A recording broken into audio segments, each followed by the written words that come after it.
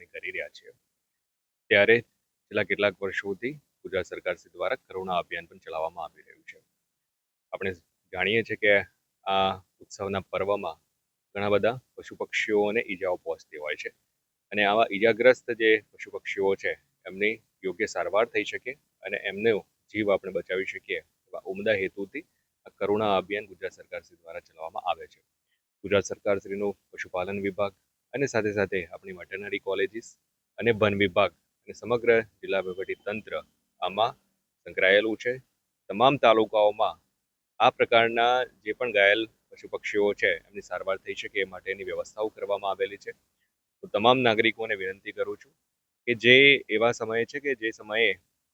પશુ અને પક્ષીઓની મૂવમેન્ટ મેક્સિમમ રહેતી હોય છે, ખાસ કરીને બર્ડ્સની મૂવમેન્ટ, એવા ક્રુશિયલ સમયે આપણે પતંગ ચગાવવાનું ટાળીએ અને આ જીવદયાના ઉત્તમ કાર્યમાં સહભાગી